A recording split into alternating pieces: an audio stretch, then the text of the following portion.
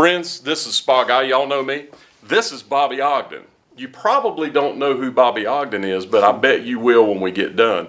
He's done a lot of incredible stuff. So we're going to talk to Bobby. Y'all stay tuned. Stay tuned. Insert commercial. There you go. Hi, I'm the Spa Guy. Here's my address. Exactly. All right. So Bobby, you've played on a lot of records. I'm going to name some artists. Willie Nelson. Yeah. Okay. You played on the road with the Marshall Tucker Band. Right. Remembering that, right? For 5 years. For 5 years. Some of the others, Travis Tritt. Yeah. I remember that. Tom Jones. Tell me some others. There's a lot. From the early days, Yeah. the Ronnie Millsap, that era, the Ronnie Millsap, Barbara Mandrell. So Kentucky Rain. No, he played on that. Yeah, he played on that, but I'm talking about the, I say in Kentucky Rain because I'm thinking of Elvis, but he had one that was like that called Smoky Mountain Rain. Yeah. He did play on that. He played on that. That was him going that big crash bang. Yeah. Thunder in the bottom of the piano. Yeah. What was But you played on Ronnie Millsap albums. Yeah. Where he's an incredible piano player. Well, yeah. And evidently you're a more incredible He piano liked player. he'd bring in his book with the Braille lyrics and everything. He liked to play the electric piano. Yeah. And it kind of took the pressure off of him to sing. Some songs he liked to play the piano.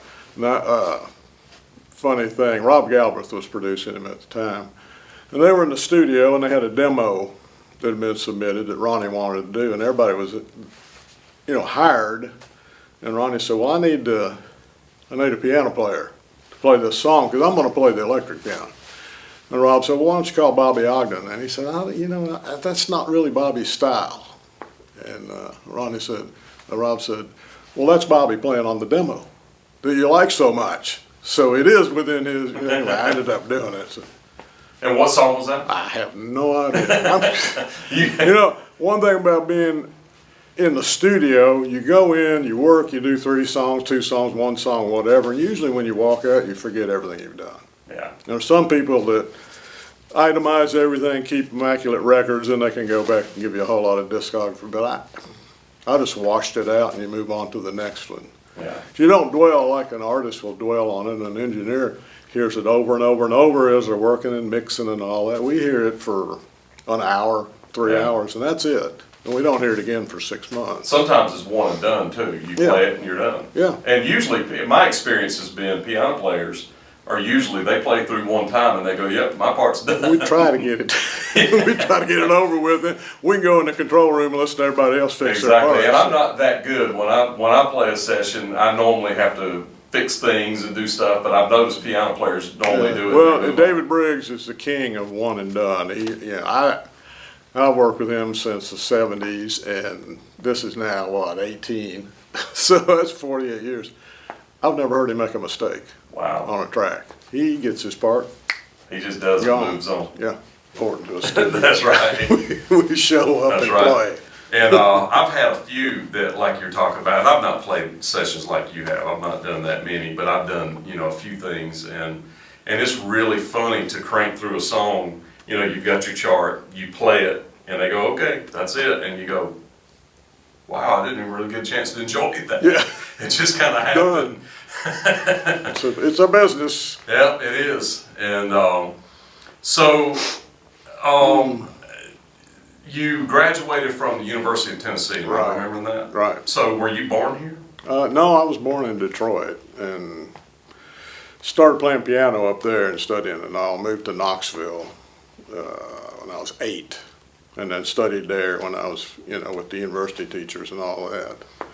Till probably 14, 16. So I studied piano for 12 years. I started when I was 4.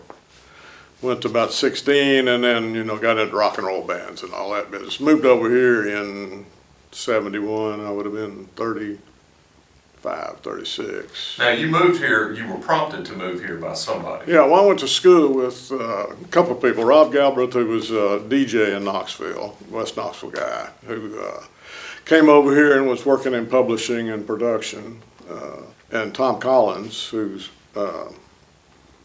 was a fraternity brother of mine from Lenore City, he came over here and got into the publishing business with Jack Johnson, who discovered and produced Charlie Pride, and that was kind of Tom's entree into the music business, and he became just an immensely successful publisher and award-winning producer. And what a find, Charlie Pride. Oh, that was pretty good. Yeah, that worked out pretty well. Yeah. Yeah. Oh, what an incredible singer. So those guys prompted you, said, man, you got to come to Nashville. Yeah, I went to, I was back from the Army with nothing to do, had no idea what I was going to do, just ride my motorcycle and have a big time. And not Tom, but a friend of mine called and was having a New Year's party, he and his wife, and invited me over, and Tom was there, and he just suggested, well, you should come to Nashville. You can play by ear, you can pick it up quick and all that. You ought to come over and give it a try. So I did. I moved in with him and his wife in their apartment.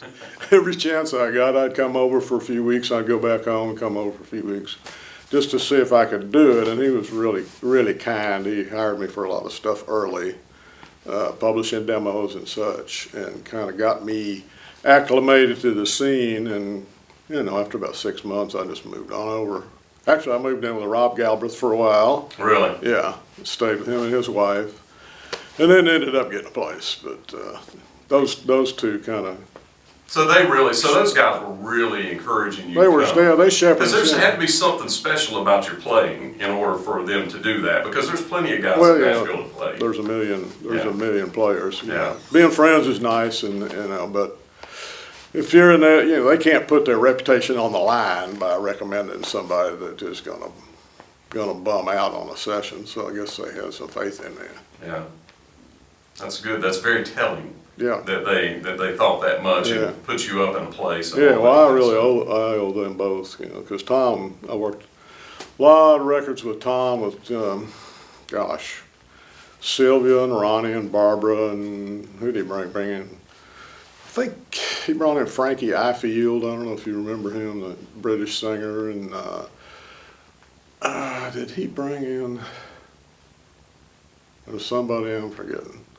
Anyway, he did a ton of artists in the 70s and 80s. Do you recall? So you're saying Sylvia, the Sylvia? Yeah.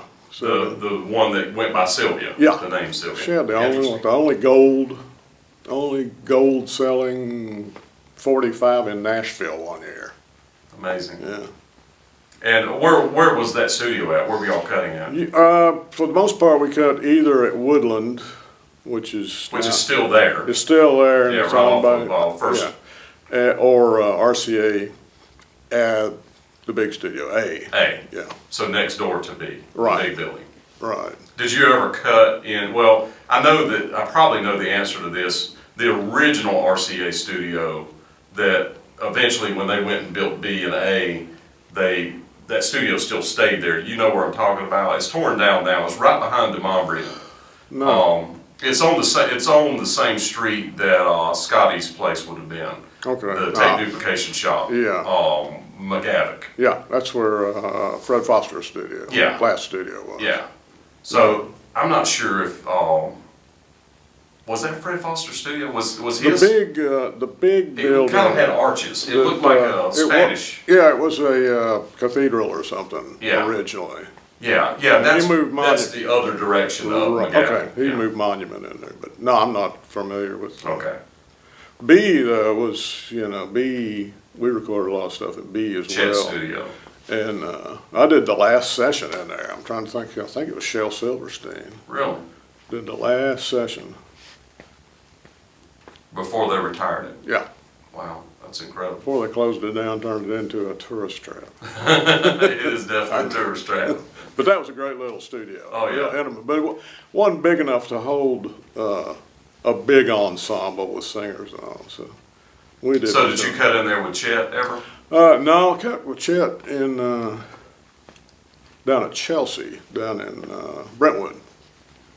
I'm trying to think.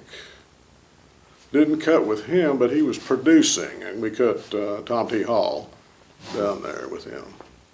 That's pretty cool. Do you recall the record or the Well, song? of course not. Yeah, I love Little Baby I was the Ducks, leader Little on the Pickup session. Trucks, I or- wrote all the charts. I don't remember. Yeah, I I can have a- see that stuff. I have a runs gift together. for dismissing information. from Yeah, my brain. you focus on it and then Yeah, boom, it's gone. gone. That's amazing.